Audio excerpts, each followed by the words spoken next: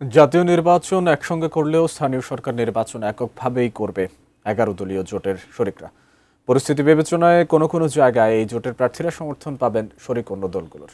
তবে সবকিছুর আগে নির্বাচন করা হবে, কবে হবে এর স্পষ্ট ঘোষণা চায় 11 দল। ফেরদৌস রহমানের রিপোর্ট। জুলাই ছাত্র জনতার অভ্যুত্থানের পর থেকে জাতীয় সংসদ নির্বাচনের আগে স্থানীয় নির্বাচনের কথা বলে আসছিল জামায়াতে ইসলামী, এনসিপি সহ সমমনা দলগুলো। আর চলতি বছরের শেষের দিকে স্থানীয় সরকারের বিভিন্ন প্রতিষ্ঠানের নির্বাচন শুরুর কথা সরকারের বিভিন্ন মহল থেকে বলা হচ্ছে। তবে এই নির্বাচন নিয়ে এখনও ক্ষমতাসীন দলের তেমন কোনো প্রস্তুতি নেই।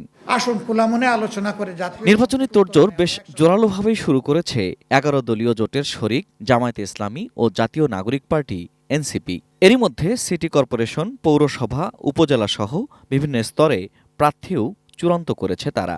100টা ইউনিটে আমরা আমাদের প্রার্থী অলরেডি ঘোষণাও করেছি এবং বাকিগুলোতেও ঘোষণা দেওয়ার জন্য আমাদের একটা প্রস্তুতি এখনো পর্যন্ত চলমান রয়েছে। আমাদের জাতীয় নির্বাচনে যে পদ্ধতিতে আমরা প্রার্থী সিলেকশন করেছি, একই পদ্ধতিতে স্থানীয় সরকার ইলেকশনে আমরা প্রার্থী সিলেকশন করেছি। তৃণমূল পর্যায়ের নেতৃবৃন্দের মতামতের ভিত্তিতে আমাদের পার্লামেন্টারি বোর্ড যেটা আছে সেটা এটা চূড়ান্ত করে। আমি বুঝি নির্মাণের শিল্প, সালাম স্টিল বোঝে ডিউরেবিলিটি। সালাম স্টিল, মোস্ট ডিউরেবল স্টিল। জাতীয় নির্বাচনে জোটবদ্ধ থাকলেও এই নির্বাচনে 11 দলের কৌশল ভিন্ন। আর এই কৌশলেই বেশি সফলতা আসবে বলে আশা জামায়াত ও এনসিপির। আমরা একটা আলাদা দল, আমাদের নিজেদের প্রস্তুতি নেওয়ার সক্ষমতা রয়েছে।